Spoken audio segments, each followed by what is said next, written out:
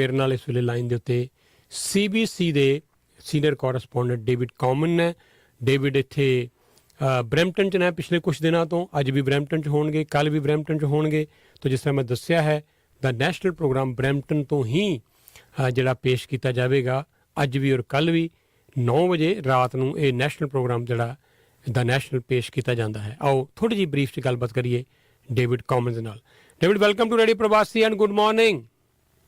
Good morning. How are you? Good, David. And we know that Brampton is not only fastest growing city in Canada, one of the most diverse cities in the country as well.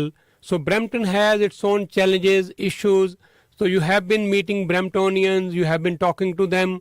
So it's quite interesting that CBC and the national particularly has given so much coverage to Brampton politics, federal elections.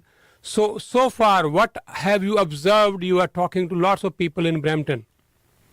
Yes, we certainly have, Rajinder. And look, it is amazing to me what is happening in Brampton, the speed of the growth, the amount of housing that is going up, the amount of manufacturing and trucking, and how many jobs are reliant on what happens in Brampton. But I don't have to tell people who are listening that comes with many challenges. You know, if you can't afford a house in Brampton, and it's gone up 145% in the last decade, if you can't afford a home there, then you may end up moving further away. And if you move further away, then of course you're going to deal with congestion, that much more traffic.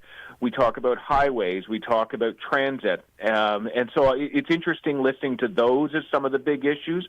Affordability for anyone in this country, and certainly in the Greater Toronto area, is a big issue, and that has to do with groceries and housing and buying a car and paying your mortgage and paying for your car loan and so many other questions that are out there, access to post-secondary education in a community that is so very important to the economic fortune of the entire Greater Toronto area. So it's that is the reason the National is in Brampton today and tomorrow, to really highlight the important things that are happening. And as you know, Rajia, that the fact that there's going to be an extra seat added, an extra riding that is added in this election, which just speaks to how much growth, how much importance there is going on in Brampton. Okay. Crime is one of the main issues Bramptonians are talking about last many years now almost. Auto theft is another very big issue for Bramptonians. Brampton has more or less been stronghold of liberals, David, and this time we were looking for some change, but we don't know that with this issue of tariff now, what is going to happen? You have any idea? You want to share something right now, or you think that it will take some time to analyze that?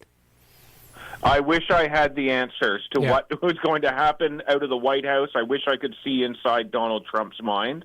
But look, here's what we know. There are people in Brampton who manufacture using steel, and they already know about the impact of the tariffs. They already know about customers that they're losing in the United States because of the tariffs that are already here.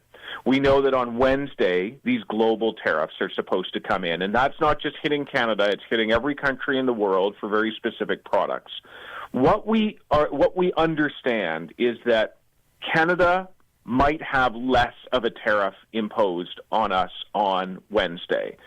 Maybe it will only be 10% instead of 25%.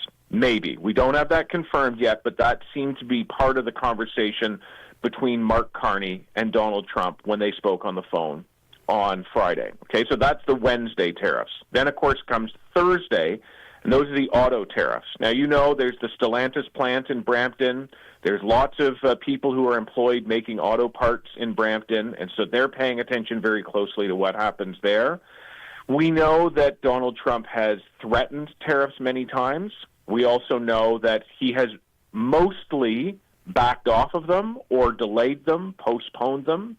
That may not happen this week, but it also may not be as bad as he's threatened. So in some ways, I wish we all didn't have to say the word tariffs anymore. It's getting annoying, but it is part of our economic reality right now. And so many businesses in Brampton are just having to adjust to the not knowing, and that's a terrible thing. If you're a business owner, a business operator, you just don't know. You don't have the confidence. You don't have the continuity. It's an awful thing for business owners in Brampton and beyond as well. Okay, David, thank you so much. Most of the Bramptonians, particularly in our South Asian community, or I would say Punjabi community, people are employed in the transport business, which is also going to be affected very much because of these tariffs. People are already worried about that, concerned about that. Already many of trucking companies have been closed down. So it's very, very serious, terrible situation, I would say. But thank you so much. Thank you, CBC, for giving so much attention to Brampton. You would like to add anything at the end, David? I would. I want to congratulate you, Rajinder, on your King Charles coronation medal. Thank you so much. Very well deserved. Thank you so much. Thank you so much. And we'll watch the National tonight and tomorrow. Have a good day. You too. Thank you so much.